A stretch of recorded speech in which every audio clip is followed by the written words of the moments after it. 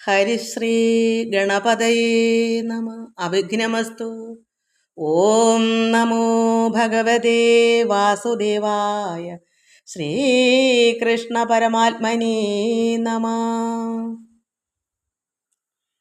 നമുക്ക് ഞാൻ എഴുതിയ പണ്ട് 40-45 വയസ്സുള്ള എഴുതിയ കുണ്ടലിനി ശക്തി നമ്മുടെ ജീവാത്മാവാകുന്ന ആ ശക്തി സ്വരൂപിണി, അതായത് പരമാത്മാവ്, പ്രകൃതിയും പുരുഷനോട് ചേർന്ന പരമാത്മാവ്. അപ്പോൾ അത് കുണ്ടലിനി ശക്തിയെ നമ്മൾ പ്രകൃതി പുരുഷ എന്നോട് ചേർത്ത് ഈ നാമം നമ്മൾ അതുപോലെ ചെയ്ത് നമുക്ക് അങ്ങനെ ആയിത്തീരുമ്പോൾ, പരമാത്മാവിൽ ലയിച്ച് കഴിയുമ്പോൾ നമ്മൾ എവിടെ ഇരിക്കുന്നെന്നോ, നമ്മുടെ ദേഹത്തിനകത്ത് ഒന്നും തന്നെ ദേഹമുണ്ടെന്നോ അതിൽ ഇന്ദ്രിയങ്ങളുണ്ടെന്നോ ഒന്നും നമുക്ക് ഇല്ലാത്തൊരവസ്ഥയായി വരും. അങ്ങനെ ആ ലയം വരുമ്പോൾ അത് എത്ര നേരം അങ്ങനെ ലയത്തിൽ ഇരിക്കുമെന്ന് പോലും നമുക്ക് അറിയാൻ പറ്റത്തില്ല. ചിലപ്പോൾ ഞാനിങ്ങനെ ഇരുന്ന് കഴിഞ്ഞ് എണീക്കും, 9 മണിയൊക്കെ ആയാലേ എന്ന് ചിന്തിച്ചിട്ടുണ്ട്. പ്രാർത്ഥന, അതായത് 6 മണിക്ക് തുടങ്ങുന്ന സന്ധ്യാനാമമൊക്കെ കഴിഞ്ഞിട്ട് പ്രാർത്ഥനയും ധ്യാനമായിട്ടിട്ട് എഴുതിക്കുക 9 മണിയൊക്കെ ആകും. അത്രയും സമയം എവിടെ എന്താ ചെയ്യുന്ന ഒരു പ്രാർത്ഥന ആയിട്ട് ധ്യാനിക്കാനിരിക്കുമ്പോൾ ഉള്ള അവസ്ഥയാണ്. അപ്പോൾ അത് പരമാത്മാവിൽ ലയിക്കുന്നൊരു പാട്ടാണ്. അപ്പം നമ്മുടെ ദേഹം പിന്നെ അവിടെ ഒന്നും തന്നെ ഇല്ലാത്തൊരവസ്ഥ, നമ്മൾ ആനന്ദത്തിൽ തന്നെ ആയിരിക്കും. അവിടെ എന്താ പരമാത്മാവ് ആനന്ദ സ്വരൂപനാണ്. അവിടെ പിന്നെ നമ്മുടെ ദേഹത്ത് നമ്മൾ എന്താ ആനന്ദത്തിലിരിക്കുന്ന ഒരു അവസ്ഥയാണ്. അല്ലാതെ അവിടെ നമ്മളിലൊന്നും തന്നെ ഈ നമ്മുടെ ശരീരമാകുന്ന ഒന്നും തന്നെ അതിൽ അതായത് ഇന്ദ്രിയങ്ങളോ മനസ്സോ ബുദ്ധിയോ ഒന്നും നമുക്ക് അനുഭവമില്ല. അതാണ് ഈ പാട്ട്.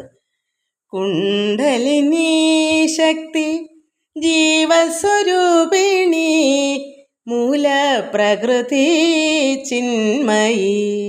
കുണ്ടലിനി ശക്തി ജീവസ്വരൂപിണി മൂലപ്രകൃതി ചിന്മയി. വിശ്വേശ്വരി മൂലപ്രകൃതി പുരുഷേശ്വരി. വിശ്വേശ്വരി മൂലപ്രകൃതി പുരുഷേശ്വരി. ആനന്ദരൂപിണി പുളകാങ്കിണി. കെട്ടുകളെട്ടു മറുക്കൂ ദേവി, മോക്ഷമാർഗം തുറക്കൂ, ആധാരമാറും കടക്കൂ, അമൃതവർഷിണി പൊഴിക്കൂ, ബ്രഹ്മസോദയിൽ ലയിക്കൂ, ബ്രഹ്മാനന്ദത്തിൽ ലയിക്കൂ, ശൂന്യം. എനിക്ക് ഈ പാട്ട് കഫം കിടക്കൊണ്ട് അതിൻ്റെ യഥാർത്ഥ സ്ഥാനത്തോട്ടൊന്നും ചെല്ലാൻ പറ്റിയിട്ടില്ല. അവസാനം ഒന്ന് നന്നായി എൻ്റെ ശ്രുതി ലയം വേണം, അത് വരാൻ ആ ഞരമ്പിനകത്ത് കഫം കിടക്കുന്നുണ്ട്, പറ്റത്തില്ല.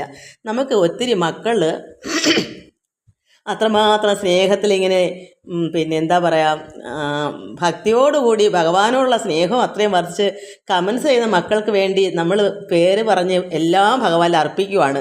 ഇതിൽ പേര് തരാത്ത ഒരുപാട് മക്കളുണ്ട്. അവരെല്ലാം കമൻസ് ചെയ്യാൻ അറിയാത്തവരാണ്. ചിലപ്പോൾ അറിഞ്ഞാലും ചിലപ്പോൾ അത് പറ്റാതെ വരിക്കും. അതുകൊണ്ട് സർവ്വ മക്കളെയും ഭഗവാനിൽ അർപ്പിക്കുന്നു. നമ്മൾക്ക് അതായത് കമൻസ് ചെയ്ത മക്കൾ താര മനോജ്, രാധ, വിഷ്ണുപ്രിയ, അനിത ദിനേശ്, ഓമനയമ്മ, ശ്രീല, രുക്മിണി, ജയാനിൽ, ജയാബാലു, ജഗദമ്മ, ബിന്ദു പ്രദീപ്, വത്സല, നിർമ്മല പവിത്രൻ, ലത രാജു, അജിത, ഷാജ രാമകൃഷ്ണൻ, BA അതൊരു മകളാണെന്ന് തോന്നുന്നു, ഉഷ ഋഷികേശ്, വിലാസിനി വലിയപറമ്പിൽ, സുജാത, സ്മിത, ജയാബാലു, സരസ്വതി, ബിജു, ഗീതാ നായർ, ഒരു പേര് എനിക്ക് ദിനേശ് എന്നാണോന്ന് അറിയത്തില്ല, പുണർന്ന നക്ഷത്രമാണ്, പ്രസന്ന മകള്. ഇത് ഒത്തിരി മക്കൾ നല്ല കമൻസുകൾ, എൻ്റെ അസുഖത്തിന് വെക്കം അറണേന്നെല്ലാം ഒത്തിരി മക്കൾ എനിക്ക് വേണ്ടി പ്രാർത്ഥിക്കുന്നു, കമൻസ് തന്നിട്ടുണ്ട്. കഫങ്ങളൊക്കെ കുറവുണ്ട് മക്കളെ, എല്ലാവരും പ്രാർത്ഥിക്കുന്നതുകൊണ്ടായിരിക്കാം. എന്തായാലും ഞാൻ എങ്ങനെയെങ്കിലും ഒന്ന് വായിക്കട്ടെ മക്കളെ. എല്ലാവർക്കും വേണ്ടി പ്രാർത്ഥിക്കുന്നു. ഓം ലോകാ സമസ്ത സുഖിനോ ഭവന്തു.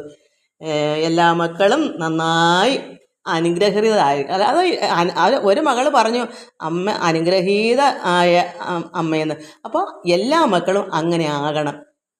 അനുഗ്രഹം, ഭഗവാന്റെ അനുഗ്രഹം ഭക്തന്മാർക്ക് ആണല്ലോ ഉള്ളത്. അതെല്ലാ മക്കളും അത് വാങ്ങണം, ഭഗവാന്റെ കയ്യിൽ അനുഗ്രഹം വാങ്ങണം. നമുക്ക് കഴിഞ്ഞ ദിവസം വായിച്ചതിൻ്റെ ബാക്കി വായിക്കാം. നമ്മളിവിടെ ഒരു തടി കത്തി ആ ജ്വാല അണഞ്ഞാൽ എന്തുവരും, അതിൽ പിന്നെ ആ തടി തിളങ്ങും. എന്താ കാരണം? തടിയിലെ അജ്ഞാനങ്ങളെല്ലാം, അന്ധകാരങ്ങളായിരിക്കുന്ന, അറിവില്ലായ്മകളായിരിക്കുന്ന മൂഢത അതെല്ലാം ഒഴിഞ്ഞു പോകും. അഗ്നി ശുദ്ധമാക്കും. അതുപോലെ നമ്മുടെ ദേഹമാകുന്ന ഈ തടി ശുദ്ധമാക്കുന്ന എങ്ങനെയാണ്? ജ്ഞാനാഗ്നി കൊണ്ട്.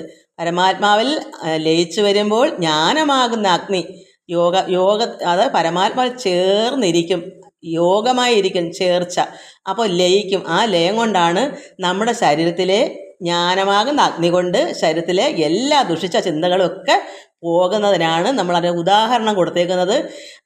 അഗ്നി ഒരു തടി, ഒരു വിറക് കത്തി, വിറകിൽ എന്തുണ്ടെങ്കിലും എല്ലാം അങ്ങ് പോകുമല്ലേ, അഗ്നിയിലങ്ങ് തീരുമല്ലേ. പിന്നെ അതെന്താ ആ തടി പിന്നെ എന്തായി മാറും? കുറേ നേരത്തേക്ക് ചാമ്പലാകുന്നതിന് മുമ്പേ അത് തിളങ്ങും. ആ അഗ്നി കണലായി കിടക്കും.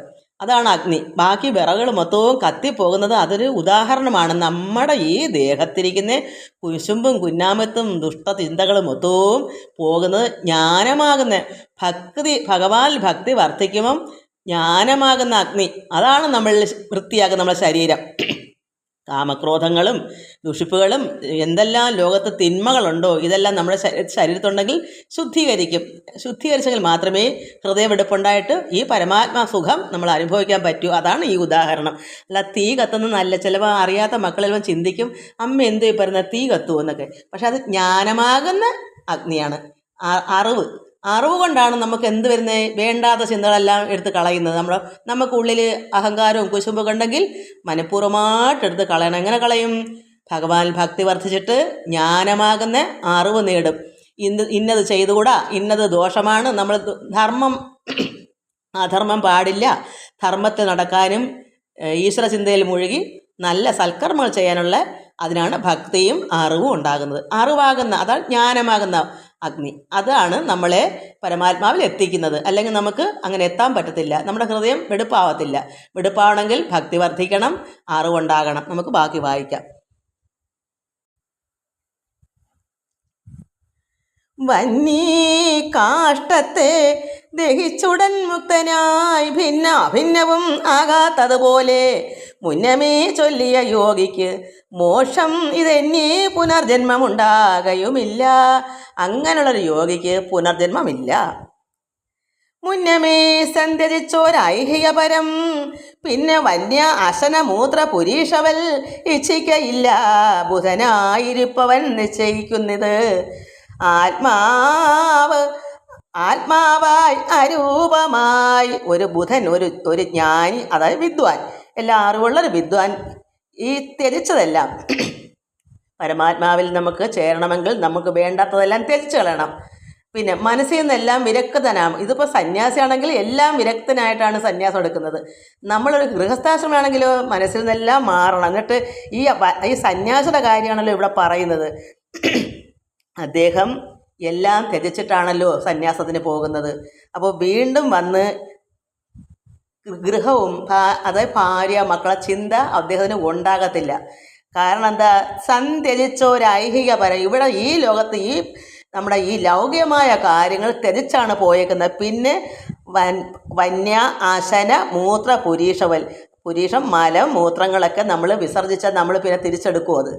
അതുപോലെയാണ് ഒരു സന്യാസി ത്യജിച്ച് കളഞ്ഞാൽ പിന്നെ അത് മലമൂത്രം തന്നെയാണ്. ഭാര്യ ആയാലും മക്കളായാലും വീടായാലും എല്ലാം മാലിന്യം തന്നെ, മലം തന്നെയാണ്. അങ്ങനെയാണ് കാണുന്നത്. തിരിച്ചെടുക്കുകയില്ല. പിന്നെ അത് കണ്ടാൽ നമുക്ക് ഛർദ്ദിക്കാൻ തോന്നും. ഭാര്യ എന്ന് പറഞ്ഞാലും വീടെന്ന് പറഞ്ഞാലും മൊത്തവും നമുക്ക് കൊള്ളത്തില്ല. അതെല്ലാം ചപ്പും ചവറുവാന്ന് എണ്ണും. അഥവാ അങ്ങനെ വരുന്നെങ്കിൽ മനസ്സിലാക്കിയോണം യഥാർത്ഥ സന്യാസി അല്ല എന്ന്.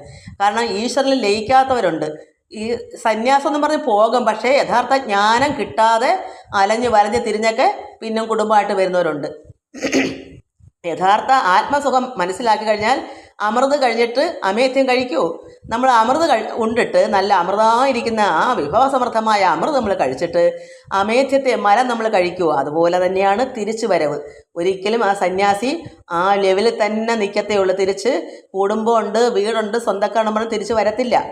വന്നാൽ അറിവില്ലാത്ത മൂഢനെന്ന് പറഞ്ഞാൽ മതി. അതാണ് ആത്മാവ് തന്നെ ദേഹേദ്യ ഇന്ദ്രിയങ്ങളായി ആത്മനി അജ്ഞാനികൾ അറിയുന്നതു. അതാരാ അങ്ങനെ വരുത്തുന്നത്? ആത്മാവ് തന്നെ ദേഹം എന്ന് ദേഹമാണ് ആത്മാവെന്ന് ആരാണ് ചിന്തിക്കുന്നത്? അവരാണ് അജ്ഞാനികൾ. ഇപ്പം എൻ്റെ ദേഹമാണ് ഞാൻ എന്ന് ഞാൻ കരുതിയാൽ ഞാൻ അജ്ഞാനിയാണ്, അറിവില്ലാത്തതെന്ന അർത്ഥം. അതേസമയം എൻ്റെ ദേഹത്തിനകത്ത് ഒരു പരമാത്മാവ് ഞാൻ എന്ന ആൾ ഇതിൽ വസിക്കുന്നു. ഇത് ദേഹം എൻ്റെ ആ ഞാനിൻ്റെ ക്ഷേത്രമാണ്. ഈ ദേഹത്തിൽ ക്ഷേത്രമാകുന്ന ദേഹമാകുന്ന ഈ ക്ഷേത്രത്തിൽ ഞാനാകുന്നവനുണ്ട്. ആ ഞാൻ ആരാണ്? പരമാത്മാവ്. അപ്പോൾ അങ്ങനെ ചിന്തിക്കാത്തത് ആരാ?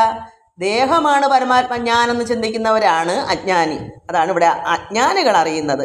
കർമ്മം കഴിഞ്ഞ് ഗൃഹസ്ഥാശ്രമം പോലെ നിർമ്മല ബ്രഹ്മചര്യം വിട്ടവൻ പോലും കർമ്മം കഴിഞ്ഞ്, കാരണം എല്ലാ കർമ്മങ്ങളും ത്യജിച്ച് എല്ലാം മുക്തനായിട്ട് ഗൃഹസ്ഥാശ്രമം പോലെ നിർമ്മല ബ്രഹ്മചര്യമാണല്ലോ ആദ്യം എടുക്കുന്നത്. ആദ്യമേ എല്ലാവരും ബ്രഹ്മചര്യം എടുക്കും. ഇത് എടുക്കുന്നവരുടെ കാര്യം നമുക്കല്ലാത്തവരുടെ കാര്യം അല്ല പറയുന്നത്, പഠിക്കണ്ടേ, അതിനുവേണ്ടി ഞാൻ പറയുന്നതാ. അപ്പോൾ അങ്ങനെ എടുക്കുന്നവർ പിന്നെ ബ്രഹ്മചര്യം കഴിഞ്ഞിട്ട് അവിടുന്ന് ഗുരുവിന് ദക്ഷിണയൊക്കെ കൊടുത്തിട്ട് വേണമെങ്കിൽ ഗൃഹസ്ഥാശ്രമം എടുക്കാം, വേണമെങ്കിൽ വാനപ്രസ്ഥം അല്ലാത്തവർക്ക് അതും എടുക്കാം, ഏത് വേണമെങ്കിലും എടുക്കാം. വാനപ്രസ്ഥം വേണമെങ്കിൽ അങ്ങനെ, ഗൃഹസ്ഥാശ്രമമാണെങ്കിൽ അങ്ങനെ. അങ്ങനെ വാനപ്രസ്ഥ ആശ്രമം ചിന്തനം ചെയ്യുമോ? തിരിച്ച് ഒരു വാനപ്രസ്ഥന ആയ ഒരു മഹാത്മാവ് വീണ്ടും വന്ന് ബ്രഹ്മചര്യം എടുക്കുമോ? തിരിച്ച് താഴേക്ക് വരുമോ? ഇതെന്താ അതിന് ഉദാഹരണം? ഒരു സന്യാസി എല്ലാം ലൗകികങ്ങളെല്ലാം ത്യജിച്ചിട്ട് സന്യാസത്തിലോട്ട് പോയിട്ട് തിരിച്ച് ആ ഗൃഹത്തെ തിരക്കി വന്നാൽ, ഭാര്യയും കുട്ടികളും ഉണ്ടെന്ന് പറഞ്ഞ് തിരിച്ചു വന്നാൽ അതിൻ്റെ ഉദാഹരണമാണ് ഒരു വാനപ്രസ്ഥനായ ഒരു പുണ്യാത്മാവ് വീണ്ടും ബ്രഹ്മചര്യം എടുക്കാൻ വന്ന. അതിൻ്റെ അർത്ഥം എന്താ? അവിടുന്ന് എല്ലാം കഴിഞ്ഞിട്ടല്ലേ മേലേക്ക് പോയത്. അത് 1, 2 ക്ലാസ്സിൽ പഠിച്ച് 3, 4, 10 കഴിഞ്ഞ് ഡിഗ്രിക്കും പോകുന്ന ഒരാൾ വീണ്ടും 1ലേക്ക് പഠിക്കാൻ വരുമോ? ബ്രഹ്മചര്യം 1ാം ക്ലാസ് അല്ലേ, ആദ്യത്തെ പാഠമല്ലേ. അതുപോലെയാണ് എല്ലാം ത്യജിച്ച് കളഞ്ഞ ഒരാൾ വീണ്ടും സന്യാസത്തിന് പോയിട്ട് വന്ന് ഗൃഹത്തിലേക്ക് വന്ന് ഭാര്യയും മക്കളുമായിട്ട് കഴിഞ്ഞു കൂടുന്നത് അതിനൊരു ഉദാഹരണമാണ്. അതുകൊണ്ട് അങ്ങനെ ഒരിക്കലും വരത്തില്ല. ശാന്ത യതിക്ക് എന്ത് തുഷ്ടി ദേഹേന്ദ്രിയേ? ഒരു സന്യാസി യതി എന്ന് പറയാൻ മുമുക്ഷു, എല്ലാം ത്യജിച്ച ഒരു സന്യാസി ശാന്തൻ. അദ്ദേഹം എന്ത് തുഷ്ടിയാ ദേഹത്തിനോട്, ഇന്ദ്രിയങ്ങളോട്. നമ്മളെ ദേഹത്തിൻ്റെ ഇന്ദ്രിയങ്ങൾ ഇന്നത് വേണം അത് വേണമെന്നും പറഞ്ഞ് ഇങ്ങനെ ആഗ്രഹിക്കത്തില്ല. അത് ഒരു സതുഷ്ടിയും ഒരു സന്തോഷവും ദേഹത്തിനോ ഇന്ദ്രിയത്തിനോ അദ്ദേഹം കൊടുക്കത്തില്ല. കാരണം അതിനേക്കാൾ ഉപരിയായ ശാന്തതയാ ആ യതി അനുഭവിക്കുന്നത്. ആത്മീയമായ പരമാത്മാവിൽ രുചിച്ചറിഞ്ഞ്, അതായത് ആത്മസ്വരൂപനായിരിക്കുന്ന പരമാത്മാവിനെ രുചിച്ചറിഞ്ഞ് ശാന്തനായി തുഷ്ടിയായി സന്തോഷത്തോടെ ഇരിക്കുന്ന ഒരാൾ തിരിച്ചു വന്ന് ഈ ദേഹത്തിലെ ഇന്ദ്രിയങ്ങൾക്ക് വേണ്ടി വന്ന് വീടും കൂടും സുഖം, ഈ ലൗകികമായ സുഖത്തിന് വേണ്ടി വരുമോ? അതാണ്, അങ്ങനെ ചെയ്യത്തില്ല. ഇത്തരം ചിന്തിച്ചു സർവവർണ്ണാശ്രമ അസ്ഥിരം മായയാ തോന്നുന്ന മൂഢത. അങ്ങനെ ചിന്തിച്ച് ഈ സർവവർണ്ണാശ്രമ അസ്ഥിരം, അത് സ്ഥിരമല്ലായ്മ കൊണ്ട് മായ കൊണ്ട് തോന്നുന്ന മൂഢാത്മാക്കൾ മാത്രമേ അങ്ങനെ തിരിച്ചു വരത്തുള്ളൂ. സന്യാസത്തിന് പോയിട്ട് വീണ്ടും പലരും അങ്ങനെ എല്ലാം കളഞ്ഞിട്ട് തിരിച്ച് ഭാര്യയും മക്കളും കൊണ്ട് ഓടി വരുന്നവരുണ്ട്. അവർക്ക് ഇന്ദ്രിയങ്ങളെ അടക്കാൻ നിവൃത്തിയില്ലാതെ വരുന്നവരാണ്. ഇന്ദ്രിയങ്ങളെ അടക്കി യഥാർത്ഥ ജ്ഞാനം അറിഞ്ഞത് അമൃത് കഴിട്ട് അമേധ്യം കഴിക്കത്തില്ല തന്നെ. അതാണ് അതിൻ്റെ യഥാർത്ഥം. അപ്പോൾ അങ്ങനെ തിരിച്ചു വരുന്നെങ്കിൽ അവർ മൂഢത, അറിഞ്ഞിട്ടില്ല, യഥാർത്ഥ ജ്ഞാനം അറിയാതെ പരമാത്മാവ് എന്താണെന്ന് പോലും രുചിച്ചറിയാത്തൊരു വ്യക്തിയാണ് തിരിച്ച് സ്ഥിരമില്ലാതെ അസ്ഥിരമായി വരും. അതാണ് അതെന്താ കാരണം? മായ. എനിക്ക് കുടുംബമൊക്കെ നല്ലത്. മായ അയാളെ വലയ്ക്കും, അങ്ങ് ചിന്തിക്കും. അതായത് ഇന്ദ്രിയത്തിനെ അടക്കാൻ കഴിയത്തില്ല. ഈ ഇന്ദ്രിയങ്ങൾ, പഞ്ചേന്ദ്രിയങ്ങൾക്ക് ഇങ്ങനെയുള്ള രസനങ്ങളൊക്കെ വേണം, പല പല ഭോഗങ്ങൾ വേണം. അങ്ങനെ തോന്നുമ്പോൾ ഇങ്ങനെ തോന്നും, പൊക്കളയാം, വീട്ടിലേക്ക് തന്നെ പൊക്കളയാം, ഭാര്യയെ കളയാൻ പറ്റില്ല, വയ്യ എന്ന് ചിന്തിച്ച് വരുന്നതെന്താ? അജ്ഞാനികൾ മൂഢത കൊണ്ട്, മായ കൊണ്ട്. ഈ മായാലോകത്ത് അങ്ങനെയാ. എന്നറിഞ്ഞങ്ങനെ സർവവിരക്തനായി ധന്യനാം യോഗി ശരീരത്തിൽ ഇച്ഛിക്കത്തില്ല. ഇതെല്ലാം അറിഞ്ഞ ഒരു സർവത്തിൽ നിന്നും വിരക്തനായ ധന്യനായിരിക്കുന്ന ഒരു പരമാത്മയോഗി, ഒരു ജ്ഞാനി, ഒരു സന്യാസി എന്ത് വരുന്നു? ശരീരത്തെ ശരീരത്തെ മോഹിക്കത്തില്ല. സ്വന്തം ശരീരം പോലും ഇല്ലാത്ത ഒരാൾ ഭാര്യ എന്ന് പറഞ്ഞോ മക്കളെന്ന് പറഞ്ഞോ വരുമോ?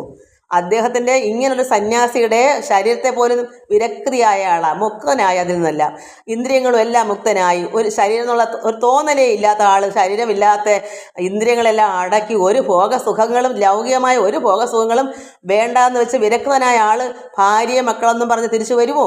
വീടുണ്ട് കൂടുണ്ടെന്നും പറഞ്ഞ്. അങ്ങനെ ശരീരത്തിൽ ഇച്ഛിക്കത്തില്ല.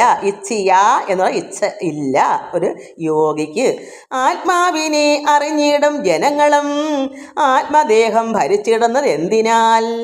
ആത്മാവിനെ അറിഞ്ഞ ജനങ്ങൾ ആത്മദേഹം പിന്നെ എന്തിനാ ഭരിക്കുന്ന? ആത്മാവാണല്ലോ. പരമാത്മാവിനെ അറിഞ്ഞു പിന്നെ ബാക്കിയെല്ലാം താഴെ കിടക്കും. ദേഹത്തിലൊന്നും ഒരു അർത്ഥവും ഇല്ല, ഒന്നും തോന്നിക്കത്തില്ല. അതിനേക്കാൾ രുചിയേറിയ ആത്മസുഹൃതം പരമാത്മാവിൻ്റെ ആ ചൈതന്യ സ്വരൂപൻ്റെ ആത്മസ്വരൂപനായ സ്നേഹസ്വരൂപനും ആനന്ദസ്വരൂപനായിരിക്കുന്ന ആ ആനന്ദം രുചിച്ചറിഞ്ഞാൽ അങ്ങനെ ഉള്ളവർ പിന്നെ ഒരിക്കലും ആത്മാവിരിക്കുന്ന ഈ ശരീരം ഭരിക്കത്തില്ല, സൂക്ഷിക്കത്തില്ല, ശ്രദ്ധിക്കത്തില്ല. ദേഹം എന്തെന്ന് പോലും അറിയത്തില്ല. എന്താ പരമാനന്ദം അറിഞ്ഞുകൊണ്ടിരിക്കുമ്പം ഇപ്പം തന്നെ ഞാനിങ്ങനെ ഇത് വായിച്ചുകൊണ്ടിരിക്കുമ്പോൾ എപ്പോഴും എനിക്ക് അപ്പോൾ ഇത് രണ്ടാമത്തോട്ട് എടുക്കുന്നത്. കാരണം 28 മിനിറ്റ് പിന്നും അങ്ങനെ ആവും. എനിക്ക് 25 മിനിറ്റ് നിൽക്കണം, ഞാൻ അറിയത്തില്ല, മറന്നു പോകും. എന്താ പറയുന്നേ? ഇത് വായിച്ചാൽ സാറൊന്ന് മറന്നു പോകും, സമയം മറന്നു നോക്കുമ്പം 28-30 മിനിറ്റ്. ഇതിപ്പോൾ മുമ്പേ ഒന്ന് എടുത്ത് 30 മിനിറ്റ് ഞാൻ ഇത് രണ്ടാമത് എടുക്കുന്നു. എന്താ കാരണം? ഇത് പറഞ്ഞുകൊണ്ടെന്ന് ആ സർവ്വതം മറന്നു പോകും. അത്രയ്ക്ക് ഇഷ്ടമാണ് എനിക്ക് ഭാഗവതം. അപ്പോൾ നമുക്കത് മനസ്സിലാക്കണം. ഇതാണ് നമ്മുടെ ശരീരത്തെ, പരമാത്മാവിനെ അറിഞ്ഞാൽ ശരീരത്തെ ശ്രദ്ധിക്കത്തില്ല. ഇതിപ്പോൾ ഞാൻ ശ്രദ്ധിച്ചുകൊണ്ടിരിക്കുക, എനിക്ക് 25 മിനിറ്റ് നിർത്തണമെന്ന്. അപ്പോൾ ആത്മാവിനെ അറിഞ്ഞിടും ജനങ്ങളും, ഭഗവാനെ പരമാത്മാവിനെ അറിയുന്ന ഒരു വ്യക്തി ആത്മദേഹം, ആ ആത്മാവിരിക്കുന്ന നമ്മുടെ ഈ ശരീരം ഭരിച്ചിടുന്നത് എന്തിനാൽ? ഭരിക്കത്തില്ല. ദേഹമാകും രഥം, വാചികൾ ഇന്ദ്രിയം, അഹന്ത മാനസമായത് വായ്ക്കയർ. നമ്മുടെ ഈ ദേഹം രഥമാണ്, ഒരു വണ്ടി, രഥം, കുതിര വണ്ടിയില്ലേ, ആ വണ്ടി. ഈ കുതിരയ്ക്കുള്ള പേരാ വാജി. വാജി എന്ന് പറയാം കുതിര. അത് ആരാണ്? നമ്മുടെ ദേഹത്തിലെ ഇന്ദ്രിയങ്ങൾ, 5 ഇന്ദ്രിയങ്ങളാണ് ഈ കുതിരകളായിട്ട് നമ്മുടെ ദേഹത്തിൽ രഥം ഓടിക്കുന്ന കുതിരകൾ. കുതിര ചാടി ചാടി പോയെങ്കിലേ രഥം ഓടത്തുള്ളൂ. അപ്പോൾ നമ്മുടെ ഉള്ളിലെ ഈ രസനേന്ദ്രിയവും എന്താ വെച്ചാൽ കണ്ണ്, നേത്രേന്ദ്രിയം, കർണേന്ദ്രിയം, അത് ചെവി, കർണേന്ദ്രിയം, പിന്നെ നാക്ക് രസനേന്ദ്രിയം, ശ്വസനേന്ദ്രിയം, ഇങ്ങനെയുള്ള അത് സ്പർശിക്കുന്ന ഈ ഇന്ദ്രിയങ്ങളെല്ലാം ചാടി ചാടി പോവാം. അത് കാണണം. അവിടെ എന്ത് നടക്കുക? ഒറ്റ ഓട്ടമാണ്. എന്താ കാരണം? കടിഞ്ഞാണില്ല, കുതിര ചാടുക. എന്താ കുതിര? നമ്മുടെ ഇന്ദ്രിയങ്ങൾ കുതിരയാണ്. നമ്മുടെ ദേഹത്തെ രഥമായിരിക്കുന്ന ദേഹത്തിലെ കുതിരയാണ് അത് വാജി. കുതിരയാണ് ഈ വണ്ടി ഓടിക്കുന്നത്. വണ്ടിക്കകത്ത് നിൽക്കുന്ന കുതിര എടുത്തങ്ങ് ചാടും. കടിഞ്ഞാൺ പിടിച്ചെങ്കിലല്ലേ അത് നിൽക്കൂ. അതിനെന്ത് വന്നു? ആ വാജിയെ മാനസമായത്, മനസ്സ് വായ്ക്കയർ. ആ കുതിരയുടെ മൂക്കിലൊക്കെ ഇട്ട് കടിഞ്ഞാൺ ഇടത്തില്ലേ, അതാണ് മനസ്സ്. നമ്മുടെ മനസ്സ് ഈ കുതിരയെ ചാടാതിരിക്കാൻ കടിഞ്ഞാണിടണം. മനസ്സ് പറഞ്ഞിടത്തേ നിൽക്കണം. ഇന്ദ്രിയങ്ങളെ എങ്ങോട്ട് പഠിച്ചാൽ വിടരുത്. മനസ്സ് അവിടെ നില്ലെന്ന് പറയണം. കുതിരയെ കടിഞ്ഞാണിടണം. അതിനാണ് മനസ്സ്. അപ്പോൾ എന്തൊക്കെയായി? വാചികൾ ഇന്ദ്രിയങ്ങളാണ്, ആഹന്ത മനസ്സായത് വായ്ക്കയറാണ്, അത് കടിഞ്ഞാൺ. പഞ്ചതന്മാത്രകൾ തേർ വീഥി. ഈ തേര് എങ്ങോട്ടാ പോകുന്നത്? വീഥി വഴി എന്ന അർത്ഥം. അപ്പോൾ എനിക്ക് തേരിനെ പറ്റിയൊന്നും അറിയത്തില്ല. അപ്പോൾ പഞ്ചതന്മാത്രകൾ എന്താണ്? രൂപ, ഗന്ധ, രസ, സ്പർശ, ശബ്ദം. ഇതാണ് പഞ്ചതന്മാത്രകൾ. അതാണ് ഇതിൻ്റെ വഴി. നമ്മുടെ ഉള്ളിൽ ഇതെല്ലാം ഉണ്ട്. എന്തിനാ ഈ വഴി നമ്മൾ തിരക്കുന്നേ? ഈ കുതിര എങ്ങോട്ടാണ് ചാടി പോകേണ്ടുന്നത്? എവിടോട്ടെങ്കിലും എങ്ങോട്ടും ചാടിപ്പോയാൽ വല്ല കൂപത്തിലും കിണറ്റിൽ ചെന്ന് ചാടിപ്പോവും. അതുകൊണ്ട് അതിനെ കടിഞ്ഞാണിട്ട് പിടിച്ചോണം. മനസ്സാകുന്ന കടിഞ്ഞാൺ. സാരഥി ചഞ്ചലമില്ലാതെ ബുദ്ധിയാകുന്നതും, അതായത് ഈ സാരഥി നയിക്കുന്ന ആള് ചലിക്കാതെ ചഞ്ചലമില്ലാതെ ബുദ്ധിയാകുന്നതും. പ്രാണങ്ങൾ ധർമ്മങ്ങളും. പ്രാണം എന്ന് പറഞ്ഞ 10 ഉണ്ട് പ്രാണങ്ങൾ. അപാനനോ എന്തൊക്കെയോ പറയും, എനിക്കതൊന്നും മനസ്സിൽ ഒരു അക്ഷരവും വരുന്നില്ല. പ്രാണ, അപാന, അങ്ങനെ എന്തൊക്കെയോ ഉണ്ട്. ഞാനിത് ഭാഗവത്തിൽ ഇടയ്ക്കിടയ്ക്കോ വായിച്ചിട്ടുണ്ട്, അത് മറന്നുപോയി. അങ്ങനെ എഴുതിയെടുത്ത് പഠിച്ചിട്ടൊന്നുമില്ല. അപ്പോൾ അത് എന്താ? പ്രാണങ്ങൾ ഈ ചക്രത്തിൻ്റെ, അതായത് അച്ചുതണ്ട്, ഈ രഥത്തിന് അച്ചുതണ്ട് വേണം, അതാണ്. പിന്നെ അധർമ്മം, ധർമ്മം. പ്രാണങ്ങൾ അധർമ്മം, ധർമ്മം. അധർമ്മം എന്ന് വെച്ചാൽ ധർമ്മമല്ലാത്തതും, പിന്നെ ധർമ്മം. ഇത് രണ്ടും എന്താണ്? ഈ രഥത്തിൻ്റെ ചക്രങ്ങളാണ്. കാണുക തേരുരുളായ, ഈ തേര് ഉരുണ്ടുരുണ്ട് പോകുന്ന ഈ ചക്രങ്ങളാണ് ധർമ്മവും അധർമ്മവും. പിന്നെയോ അഭിമാനം തേരാളിയായത്. അപ്പോൾ തേരാളിയായത് തേരാളി എന്ന് വെച്ചാൽ ഇതിൽ തേരിൽ സഞ്ചരിക്കുന്നവനെന്നാണ് ഇതിൽ കിടക്കുന്ന അർത്ഥം. അത് ജീവൻ ധനുസ്, അത് അഭിമാനമായിരിക്കും തേരാളിയായത്. അപ്പോൾ ഇത് സഞ്ചരിക്കുന്ന ആൾക്ക് വലിയ അഭിമാനം. ഇതൊക്കെ മാറണം. ഇതൊരു ശരീരത്തിൻ്റെ ഘടനയെപ്പറ്റി പറയുന്നതാണ്. ഈ ജീവൻ ഇതിനകത്തുണ്ട്, അത് ധനുസ്, വില്ല്. ധനുസ് എന്ന് പറയുന്നത് വില്ലാണ്. അപ്പം ഇപ്പോൾ അർജുനൻ വില്ലും ഏന്തി ഭഗവാൻ സാരഥി ഓടിച്ച് ഇദ്ദേഹം യുദ്ധത്തിന് പോകുന്ന ലക്ഷണം നമ്മൾ നോക്കിയാൽ മതി. അത് രഥമുണ്ട്, നയിക്കുന്ന ആളുണ്ട്, പിന്നെ അതിൽ സഞ്ചരിക്കുന്ന ആളുണ്ട്, കടിഞ്ഞാൺ പിടിക്കുക, ഇങ്ങനെയെല്ലാം ഉണ്ടല്ലോ. അപ്പം ജീവൻ ധനുസ്, അത് വില്ല്. മായാസമം പ്രണവം ശരമാകുന്നു. പ്രണവം അതായത് നമ്മളിലെല്ലാം ഈ പ്രണവമുണ്ട്. ഓങ്കാരമായ അതാണെന്ന് തോന്നുന്നു. പ്രണവം എന്ന് വെച്ചാൽ ഓങ്കാരമല്ലേ. അപ്പം അത് ശരമാണ്. ശരം എന്ന് വെച്ചാൽ അമ്പും വില്ലും. അപ്പം അമ്പ് വേണം ധനുസിന്, വില്ലിന്. അപ്പം ബ്രഹ്മമാകുന്നത് ലക്ഷ്യമെന്നാകയാൽ ഈ അമ്പും വില്ലും എവിടേക്കാണ് വിടുന്നത്? ലക്ഷ്യം ബ്രഹ്മം, പരബ്രഹ്മം, അതായത് എന്താ പറയുന്നതിന്? പരമാത്മാവായിരിക്കുന്ന ആ പരബ്രഹ്മത്തിലാണ് ലക്ഷ്യം പിടിക്കുന്നത് ഈ ശരം, ഈ അമ്പ് എയ്ത് വിടാൻ. അപ്പോൾ മനസ്സിലാക്കണം, നമ്മളിലിരിക്കുന്ന പരമാത്മാവ് എവിടെ ഇരിക്കുന്നേ ആ സ്ഥാനത്തിലേക്കാണ് ലക്ഷ്യം. ഈ രഥമാകുന്ന ശരീരത്തിൽ നിന്ന് ഈ കുതിരയും അതിൻ്റെ കടിഞ്ഞാണും ഇതെല്ലാം പിടിച്ച് എവിടേക്ക് പോകുന്നു? ശരം അമ്പയ്യാൻ പരമാത്മാവായിരുന്ന പരബ്രഹ്മത്തിലേക്ക് ലക്ഷ്യം പിടിച്ചു പോകുന്നത്. ഇത് ധ്യാനത്തിന് ഇങ്ങനെ ഒന്ന് ചിന്തിച്ചാണിത് ഇതിൽ എഴുതിയേക്കുന്നത്. അപ്പം ഇത് ലക്ഷ്യം പിടിക്കുമ്പോൾ ബ്രഹ്മമാകുന്നു അത് ലക്ഷ്യമെന്നാകയാൽ ബ്രഹ്മലക്ഷ്യത്തോട് ചേർന്നത് മുക്തിയും. അപ്പോൾ ഈ ലക്ഷ്യം പിടിച്ച് ധ്യാനത്തിൽ തപസ് ചെയ്തിരിക്കുന്ന ഒരു വ്യക്തി, ഒരു സന്യാസി ലക്ഷ്യം പിടിക്കുന്ന പരമാത്മാവിലേക്കാണ്. ഈ ശരീരത്തിനെല്ലാം നിയന്ത്രിച്ച് ഇന്ദ്രിയങ്ങളെയൊക്കെ കടിഞ്ഞാണിട്ട് എല്ലാം നിയന്ത്രിച്ച് പോയെങ്കിൽ മാത്രമേ നമുക്ക് ലക്ഷ്യത്തിലെത്താൻ പറ്റൂ. അതാണ് ഇതിൻ്റെ അർത്ഥം. എനിക്ക് എല്ലാം വ്യക്തതയോടെ പറഞ്ഞുതരാൻ അറിഞ്ഞുകൂടാ. അപ്പോൾ ലക്ഷ്യം പിടിച്ച് ചെന്ന് ചേർന്നാൽ എന്ത് വരും? പരമാത്മാവിൽ ലയിച്ചാൽ മുക്തനാകാം, മുക്തിയും അവിടെ കിട്ടും. അല്ലെങ്കിൽ കിട്ടുമോ? ഇല്ല. അങ്ങനെ മുക്തി നേടുന്ന ആൾ തിരിച്ച് താഴേക്ക് വന്ന് 2ാം ക്ലാസ്സിലും 1ാം ക്ലാസ്സിലും പഠിക്കുമോ? അല്ലെങ്കിൽ കുടുംബം നോക്കാൻ തിരിച്ചു വരുമോ? മുക്തനായ ഒരാൾ, ആനന്ദം കൊണ്ട് അനുഭവിച്ചിരിക്കുന്ന ഒരാൾ വീണ്ടും കുടുംബം അന്വേഷിക്കാൻ വരുമോ? ഇല്ല, ഒരിക്കലും പറ്റില്ല. അങ്ങനെ മുക്തനാകാത്ത ഒരു വ്യക്തിയെ അങ്ങനെ തിരിച്ചു വരത്തുള്ളൂ. അവർ കുറച്ച് നാളിങ്ങനെ കഷ്ടപ്പെട്ട് നോക്കും, ഒരു പിടി. അവർക്ക് ഇതൊന്നും ത്യജിക്കാൻ വയ്യ, ഇന്ദ്രിയങ്ങളെ ത്യജിക്കാൻ വയ്യ. എന്ത് കണ്ടാലും വേണം, എന്ത് കേട്ടാലും കേൾക്കണം, എന്ത് തിന്നാനും വേണം, പിന്നെ ഭാര്യ വേണം, മക്കൾ വേണം. അങ്ങനെയുള്ളവർ എങ്ങനെ ഇത് വരുന്നേ? അത് ശത്രുക്കളാണ്. അവരെയൊക്കെ ഒഴിച്ചകളെ ഇങ്ങനെ പോകാൻ പറ്റൂ. സമയമാവാൻ പോകുന്നു. അപ്പം ഇതിന് അങ്ങനെ മുക്തിക്ക് വിഘ്നം വരുത്തുവാനായുള്ള ശത്രുക്കൾ രാഗാദ്യ അഭിമാന വൃത്തികൾ. അപ്പം ഇങ്ങനെ ഈ മുക്തിക്ക് കിട്ടാൻ ഒരു വിഘ്നമുള്ളത് എന്താണ്? ഈ വിഘ്നം ഇല്ലാത്തവർക്കൊക്കെയാണ്. കാരണം ഇപ്പം എൻ്റെ ഹൃദയത്തിൽ ഈ രാഗാദ്യ അഭിമാനങ്ങളൊന്നും ഇല്ലെന്ന് കൂട്ടിക്കാം. അഥവാ ഉണ്ടെങ്കിൽ എനിക്കതിനെ തള്ളിക്കളയാൻ അറിയാം. അതിന് എന്താ തള്ളിക്കളയാൻ അറിയാമെന്ന് പറഞ്ഞാൽ ജ്ഞാനമാകുന്ന ഭഗവാന്റെ ഭക്തിയിലും ഭഗവാനുള്ള സ്നേഹവും വിശ്വാസവും ഭഗവത് കീർത്തനങ്ങളും സജ്ജന സംസർഗവും ഇതെല്ലാം ഉള്ള ഒരു വ്യക്തിക്ക് ഈ പിന്നെ ശത്രുക്കളൊന്നും അടുക്കത്തില്ല. ഇതൊന്നും നമ്മുടെ ഉള്ളിൽ ഇല്ലാത്തതുകൊണ്ടാണല്ലോ ഭഗവാൻ ഭക്തി വരുന്നത് തന്നെ. ഭഗവാൻ ഭക്തി വർദ്ധിക്കുമ്പോൾ മനസ്സിലാക്കണം, ഈ കാര്യങ്ങളൊന്നും ഒരു ഭക്തൻ്റെ ഉള്ളിൽ ഈ അസൂയ, കുശുമ്പ്, കൊല്ലുക, പിന്നെ രാഗ, ക്രോധ, ഇങ്ങനെയുള്ള കാര്യങ്ങളല്ല. നമുക്ക് ക്രോധം വരും. നമ്മുടെ മക്കളോ കൊച്ചുമക്കളോ ഒക്കെ തെറ്റൊക്കെ ചെയ്യുകയാണെങ്കിൽ നമുക്ക് ദേഷ്യം വരും. അല്ലാതെ മറ്റുള്ളവർക്ക് ദേഷിക്കേണ്ട കാര്യമില്ലല്ലോ. നമുക്ക് ഒരു വീടായ മൗനം പിടിച്ചിരിക്കുമല്ലോ. ഒരു ഗൃഹസ്ഥനാണെങ്കിൽ മക്കളെ മര്യാദ പഠിപ്പിക്കുന്നതും അതൊക്കെ അതെല്ലാം വേണ്ടുന്ന. വെറുതെ ജനിച്ച് അതൊന്നും നടത്തില്ലേ പിന്നെ നമ്മൾ മക്കളും കുടുംബമൊന്നും ഇല്ലാതിരിക്കണം. അവരെയൊക്കെ മര്യാദ പഠിപ്പിക്കാനും എടുക്കാനൊക്കെ അത് ദേഷിക്കേണ്ട കടമയുണ്ട്. അല്ലാതെ വേണ്ടാത്തതൊന്നും നമ്മൾ ചെയ്യാതിരിക്കുന്നത് എന്താ? ഭക്തി ഉള്ളതുകൊണ്ട്. അതുകൊണ്ട് ഇവിടെ എന്ത് പറയുന്നു?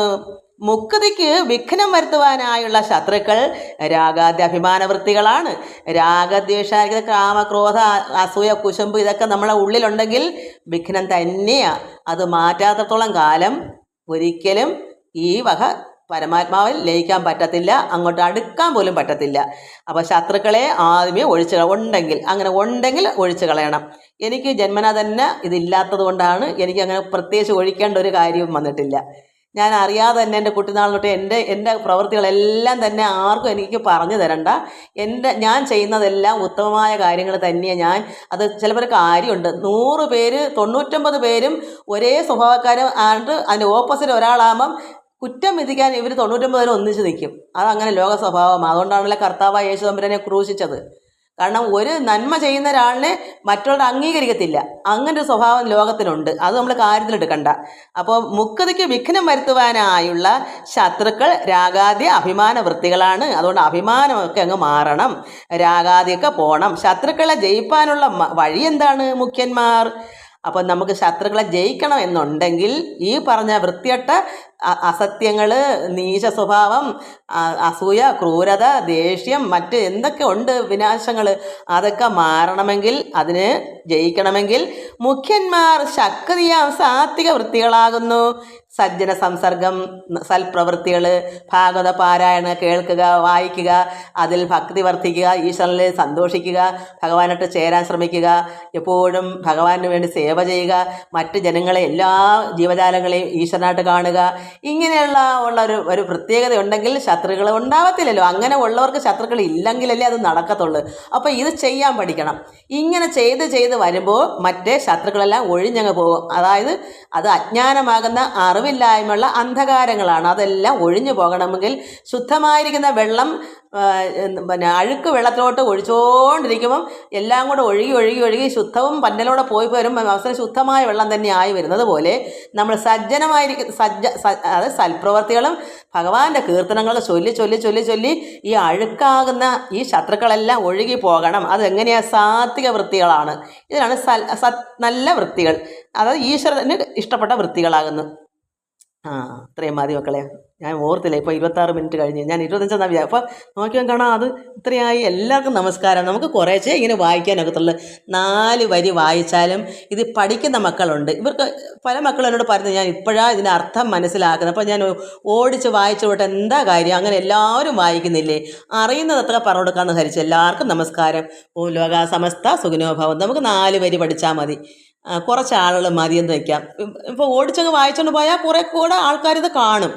ഇത് മനസ്സിലാക്കുന്നത് ചിലർക്ക് അത് ഇഷ്ടപ്പെടത്തില്ല. ഇത് ഇഷ്ടമുള്ളവർക്ക് വേണ്ടിയിട്ടാണല്ലോ ഇടുന്നത്. ഇഷ്ടമുള്ളവർ വായിക്കട്ടെ. ഈശ്വരൻ ഇങ്ങനെ പറഞ്ഞേക്കുന്നത് എന്നോട്, അത് നമുക്ക് മനസ്സിലാക്കാം. ലോകാ സമസ്ത സുഖിനോ ഭവന്തു. ഹരി ഓം ഹരി ഓം ഹരി ഓം.